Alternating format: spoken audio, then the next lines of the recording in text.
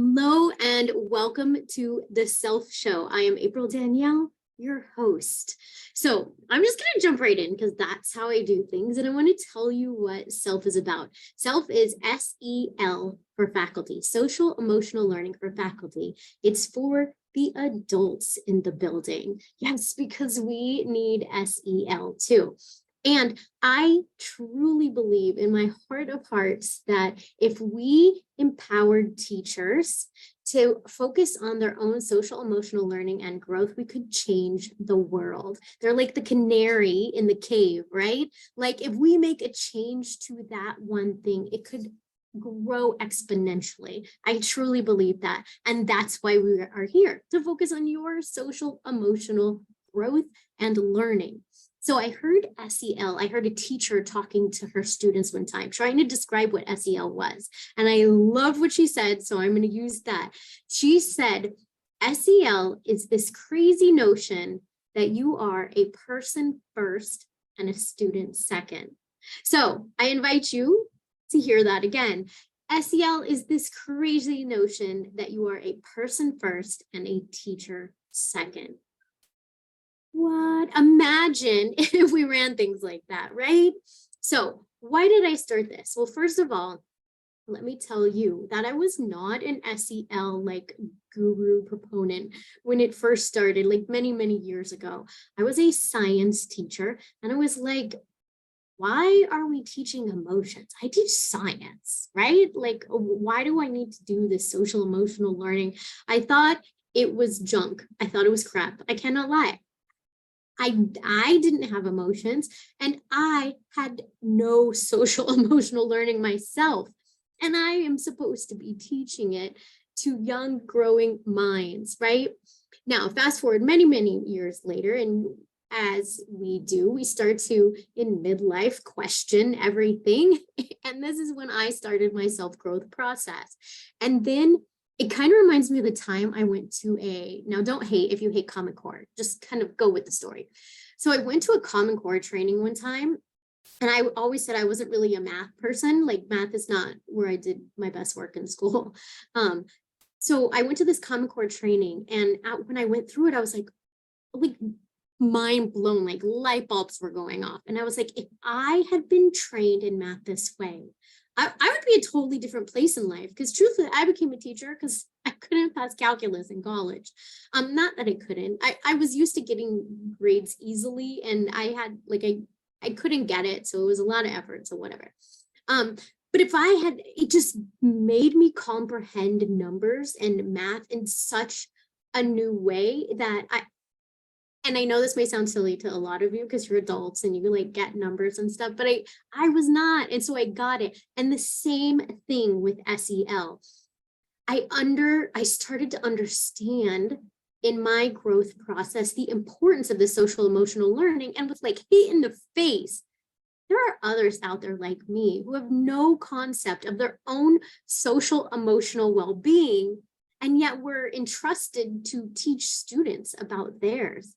And I would argue at this point in my life, one of the most important lessons that we need to teach them, like beyond reading, writing, and math. Don't hate me. I'm serious. Like this is the core of it all. It will make all those things easier. I taught kindergarten one of my last years in like a brick and mortar. And I always said, I don't care if they know their ABCs when they leave. I care if they can think critically, if they can think for themselves, if they can solve problems, right? Because at that time, that's the core of it for me. And I still believe there's a lot in that. But now I believe even before that, the root is the social emotional learning. So, a little bit more about me, in case you're like, why am I even listening to you? I was in education for over 20 years. Last year was actually, or this last school year is my last year in the education system. But I was an assistant principal. I drove school buses. I did crossing guard for a while. So I did like every part of education. I taught kindergarten through 8th grade. In my career, most of that was in science. I taught in charter schools, public schools. I taught in brick and mortar schools and virtual schools. So that's just a little bit about me. And when I started my self-growth process, I realized that the relationship I had with myself is what impacts my students. And if I don't work on the relationship with myself, then the relationship with my students won't grow. Like, this is what I learned through my self-growth process, because as teachers, like, we're like, okay, yeah, I'm going to work on myself, but how does this help my students? Right? Like, I'll do this. Okay, I'm going to go to this training. And the whole time during the training, we want to know, what are we going to do with our students? What are we going to do with our students? Because that's who we are.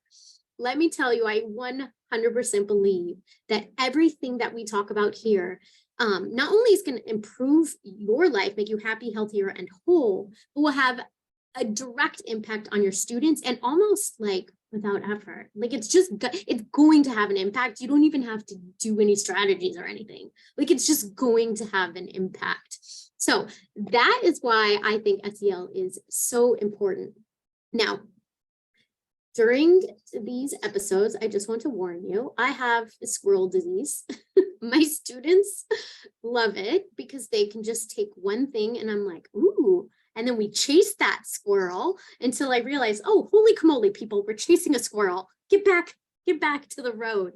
So I do have squirrel moments. I have to tell you, when I was teaching this last school year, I was teaching the periodic table, and we were talking about melting points, and they're like, oh, they were thrilled that every, oh my gosh, I just forgot the word.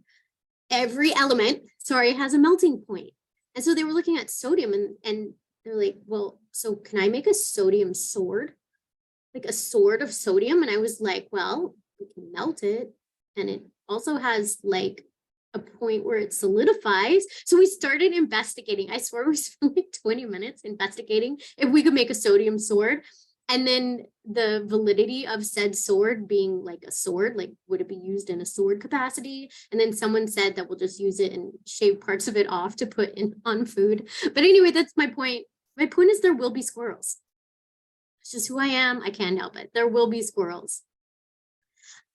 I want to talk about parents, the parents out there. So some of you are teachers and parents. And one of the things I don't understand is how we as a society don't see the importance of the impact that teachers have on students. So my daughter, I have another story. My daughter is in high school. And last year she had this teacher that, well, let me just say, social emotional wellness was probably not his strong suit, right? He communicated a lot through sarcasm, which I've been there, people. I communicated and connected with students via sarcasm as well, which I think not to hate on that, it can serve its purposes in some points, but he did not like my daughter at all. Like, they just butted heads. And I get it, like, sometimes she's hard, but it impacted me so much, because when she came home, that's what it was about, right? It was about that. Now, just imagine my life. We're talking about me as a parent, the difference in my life if that teacher had social emotional wellness. That would have not only impacted the teacher's life, my student's life, but my life as well. So I think even parents can appreciate this journey, the importance of a teacher's social emotional wellness. So let's talk about some of my bumps in the road. I had misbehaviors. I think misbehaviors and apathy were my biggest struggles. And so I would search for that one thing. Like, there has to be something. I know I can connect with these kids. We even had, when I taught in middle school, like this one period where you chose the students that came to you during that time. And usually it's because they're struggling and they need help or something. I chose the worst behaved student. I'm like, I'm going to take the top 10 worst behaved students in our grade, and I am going to like change them. Like, I really thought, and I kept feeling there's something I know that I can do to connect with these kids. And nothing ever really worked. Like, little baby wins, but nothing ever really worked. And now I know why. I know why. It's because I wasn't connected with me, right? So it would be too difficult to connect with my students. This is what I want to ask you. When you walk into your classroom, what are you bringing to the table? What energy do you come in with? Now, I've heard people say like, just smile, fake it till you make it, right? Smile. Come on, people. Our students are way smarter than that. We can't fake it till we make it. We've got to find a way. If you listen to Abraham Hicks, I'm going to throw some woo in here, people. There's going to be some woo. So Abraham Hicks talks about how we reach for that next better thought, that next better feeling thought. And we keep reaching for the next better feeling thought because we can't get from miserable to fantastic in the blink of an eye. There's steps along the way. So we reach for that next better feeling. So imagine the energy that you're bringing to the room. We know like attracts like. We know that what we bring to the table in a classroom makes a huge difference. Another reason why teacher S.E.L. is so important. So we can look at and observe and be at cause for what we bring to the table. We have power in our classroom beyond our comprehension. And so what we bring to the table is super important. So back to, I was searching for just that one right thing, right? That would just change these kids. Every summer, that's what I did. Like I researched, okay, I was a teacher. I used to have a partner science teacher, and I would come up with these like new ideas, like this is going to be it. They're going to be engaged, and it would be like menus and stuff like that. She's like, April, you go ahead and try it. And if it works and you stick with it, then I'll go ahead and try it after that, because I always had some new idea that I was looking for, what sticked. And fast forward, of course, this is what the answer is, right? Is to learn about myself. Now, in my self-growth, I learned that I need more outside time. I can't be trapped in a room. I can't be trapped. I can't sit at a desk all day teaching virtually. I didn't do that in my brick and mortar world, but I was trapped in a classroom. I need expansion.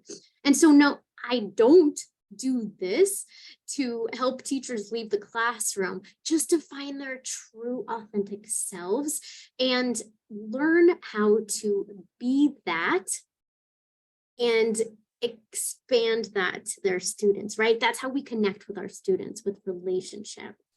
I also, my self-growth journey, have become a master practitioner of NLP, hypnotherapy, EFT work, things like that. So I will be bringing some subconscious work into these episodes. And what's really cool about that is subconscious work not only helps you with your relationship with yourself and with your students and with others, but it helps with learning. We know so much about the subconscious mind and its learning impacts. I cannot believe this is not taught to teachers. Like this should be a required class, using the subconscious mind to impact learning.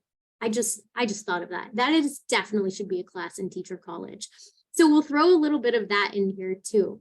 Also, we're going to meet together every week, and I would love to have guests. If you would like to be a guest on the show, please reach out to me and share the show with your friends, because we're new, just starting. So baby steps, grassroots effort here. Baby steps, share the show, and I look forward to seeing you next time. Thank you for joining me for the first episode.